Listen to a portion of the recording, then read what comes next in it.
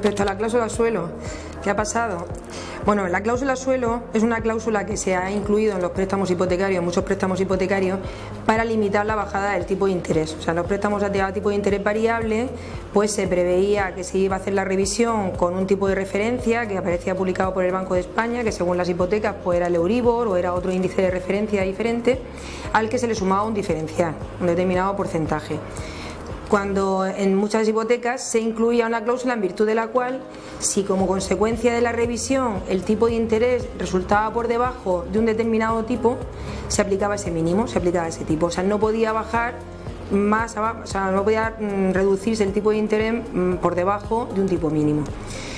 Las cláusulas suelo se venían incluyendo en los préstamos hipotecarios en muchas ocasiones y no habían ocasionado mayor problema. Lo que pasa es que a partir de noviembre del 2009 el Euribor empezó a bajar y como consecuencia de eso pues la revisión del tipo de interés empezó a dar como consecuencia tipos de interés por debajo del 3, que era el mínimo que solían tener las hipotecas.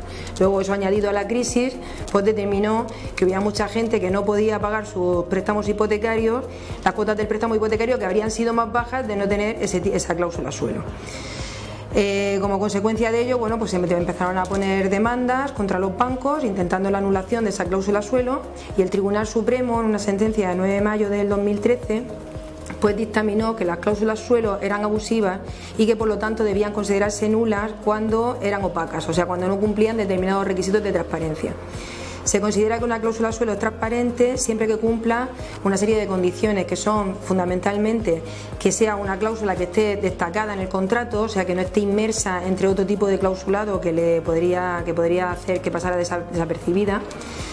Por otro lado, que se haya incluido una comparativa del coste del préstamo con otro tipo de préstamos, en los que no exista esa cláusula suelo.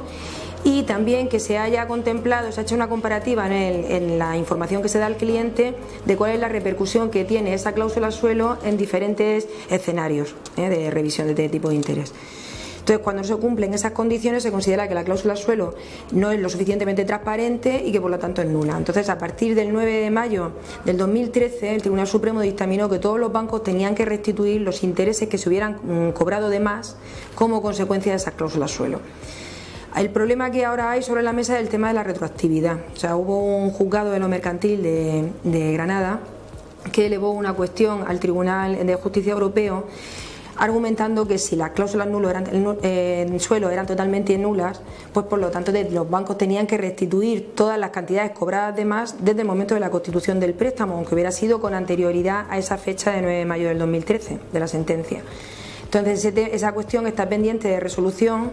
Lo último que ha acontecido fue que el 24 de octubre la Comisión elevó un informe al Tribunal de Justicia Europeo argumentando que sí que efectivamente debía estimarse la retroactividad de la nulidad, es decir, que todos los bancos tenían que restituir todo lo que hubieran cobrado de más como consecuencia de las cláusulas suelo desde el inicio del préstamo con anterioridad al 9 de mayo del 2013.